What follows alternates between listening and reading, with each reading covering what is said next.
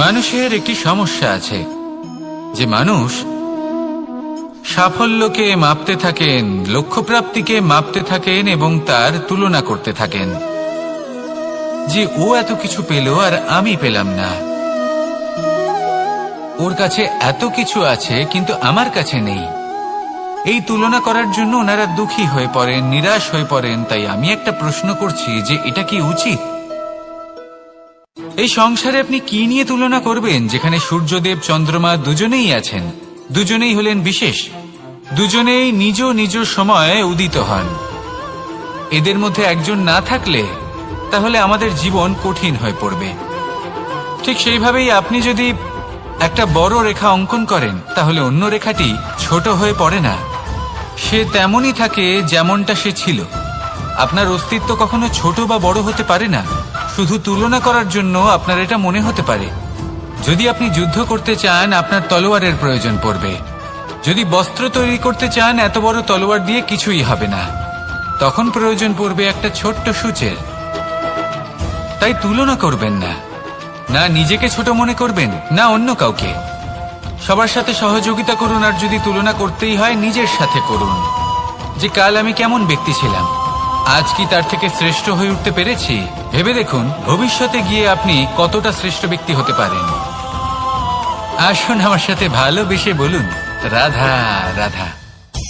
বস্ত্র আমাদের সকলের প্রিয়, এটা আমাদের জীবনযাপনের জন্য প্রয়োজনীয়।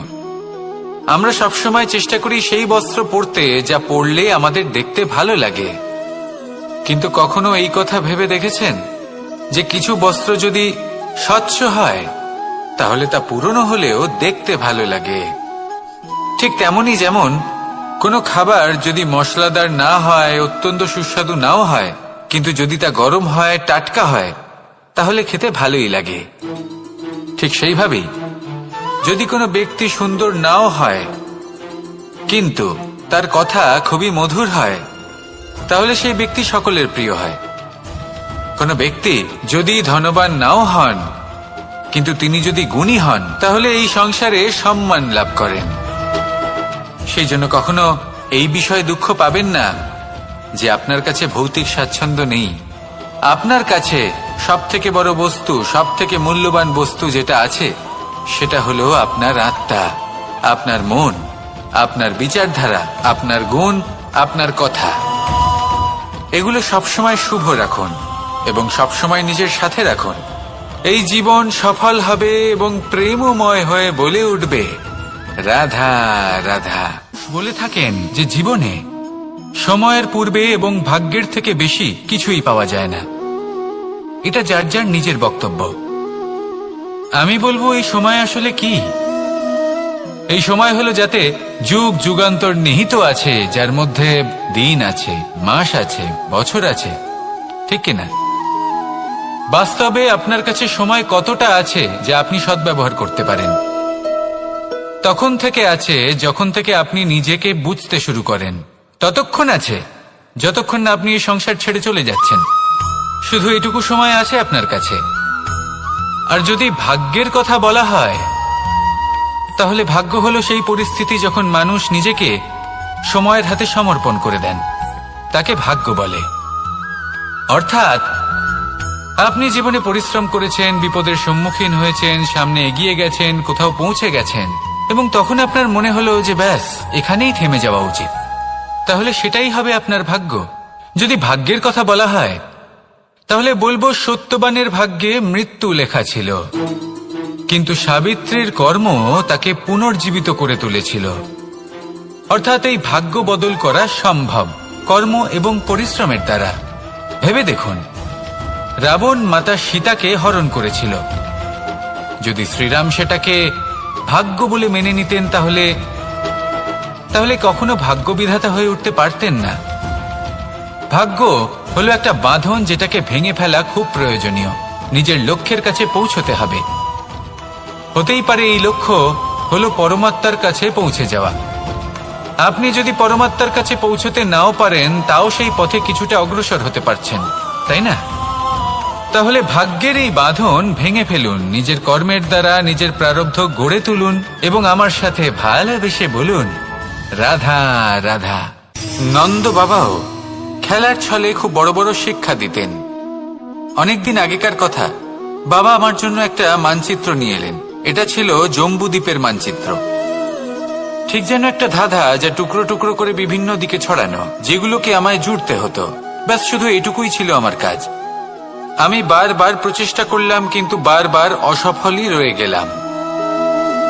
বাবা এটা দেখলেন এবং হাসলেন। বাবা বললেন, একটা কাজ করো, এই প্রত্যেকটি অংশকে উল্টে রাখো। আমিও উল্টে রাখলাম। তারপরে দেখলাম প্রত্যেক অংশে মানুষের শরীরের কোনো না কোনো অংশ চিহ্নিত। কোথাও হাত আছে, পা আছে, কোথাও মুখ আছে। বাবা বললেন যে এবার এটা জুড়তে চেষ্টা করো। আমিও জুড়ে দিলাম। মানুষের মানচিত্র পূর্ণ হলো। এবার বাবা বললেন, এটা উল্টে রাখো, মানচিত্র পূর্ণ আকার ধারণ করেছে। আমি বললাম, ঠিক আছে। আমি উল্টে রাখলাম। দেখলাম জম্বুদ্বীপের মানচিত্র পূর্ণ হয়েছে। বাবা বললেন, যদি দেশকে সফল করে তুলতে চাও, শক্তিশালী করতে চাও, স্থির বানাতে চাও, তাহলে সবার আগে দেশবাসীকে একত্রিত করতে শেখো। সকল সৈন্যগণ যখন একজোট হয়ে দাঁড়াবে, তখন দেশের শক্তি আরো বেড়ে যাবে। শুধু তাই নয়, বাবা বললেন, যদি ভালোবাসার সাথে জড়িয়ে পড়ো, তাহলে পরমাত্মাও তোমার সামনে এসে দেখা দেবেন। তাহলে এটাই করুন, আর আমার সাথে ভালোবেসে বলুন, রাধা রাধা। ছোটবেলা থেকেই আমি গরু চড়িয়ে অভ্যস্ত, সেই জন্য সকলে আমাকে গোপাল নামে ডাকত। কিন্তু গোপাল হয়ে আমি একটা অমূল্য শিক্ষা লাভ করেছি। আমি দেখেছি যে গৌশালাতে অনেক বাছুরের মধ্যে একটি গাই তার নিজের বাছুরকে অবশ্যই চিনে ফেলে। যেখানে সমস্ত বাছুর একই রকম দেখতে এবং প্রত্যেকের স্বরও সমান, তারপরেও সকল বাছুরের মধ্যে নিজের বাছুরকে ঠিক চিনতে পেরে যায় এবং তার সাথেই থাকে। ঠিক এইরকমই কিছুটা হয় আমাদের কর্ম এবং তার কর্মফল। আপনি সবার মাঝে থেকেও কোনো কর্ম যদি করেন, সেই কর্মফল সবার মধ্যে আপনাকে চিনে ফেলবে এবং আপনার সাথেই থাকবে। তাই যখনই কর্ম করবেন, ভেবে চিন্তে করবেন। কোনো কর্ম করার আগে একবার ভেবে দেখুন, তাহলে জীবনে বারংবার অনুতপ্ত হতে হবে না। কারণ বিষয়টা কিছুটা এরকম যে এই সংসারে আপনি কাল, কর্মফল এবং সময়, এই তিনের হাত থেকে কখনো লুকোতে পারবেন না, কখনো পালাতেও পারবেন না। আসুন আমার সাথে ভালোবেসে বলুন, রাধা রাধা। জন্ম এবং মৃত্যু, একটি হলো জীবনের সূত্রপাত, আরেকটি জীবনের সমাপ্তি। এটা হলো একটি চক্র, এবং প্রত্যেক চক্রের মতোই এটাও যেখান থেকে শুরু হয় সেখানে এসেই সমাপ্ত হয়। অর্থাৎ প্রত্যেক ব্যক্তি যারা জন্ম নিয়েছেন, তার জন্মের সাথে এটা সুনিশ্চিত হয়ে যায় যে তার মৃত্যু হলো অবশ্যম্ভাবী। এই সংসারে এমন কিছুই নেই যা চিরকালের মতো থেকে যায়। এবার এটা আমরা সবাই জানি। আমাদের কাছে যে জীবনটা আছে, যেটা আমরা যাপন করতে পারি, সেই সময়কালে আমরা কি করতে পারি সেটা গুরুত্বপূর্ণ। এমন কিছু করুন যার ফলে মৃত্যুর পরেও আপনি অমর হয়ে থাকবেন। আমাদের কথা, আমাদের কর্ম এই সংসারে প্রেরণা প্রদান করতে পারে। আর যদি আমরা প্রেরণা নাও জোগাতে পারি, তাও এই সন্তোষ বোধ যেন থাকে যে আমরা আমাদের জীবন ব্যর্থ হতে দিইনি। এই জীবন যাপন করার ইচ্ছেতেই আমরা সময় ব্যর্থ করে দিই। আর এই জীবনকে যাপন করার সর্বশ্রেষ্ঠ উপায় হলো এটাই যে কখন আমাদের মৃত্যু হবে, কিভাবে আমাদের মৃত্যু হবে, এই চিন্তা ত্যাগ করে যেন আমরা বর্তমানে বেঁচে থাকি, আজকে বেঁচে থাকি, আজকে দাঁড়িয়ে কর্ম করি এবং আজ যে সংকট সামনে তার সম্মুখীন হই। ভবিষ্যতের পথ নিজে থেকেই উন্মুক্ত হবে। আপনার জীবনে অনেক বড় বড় বিপদরূপী পাথর আসবে।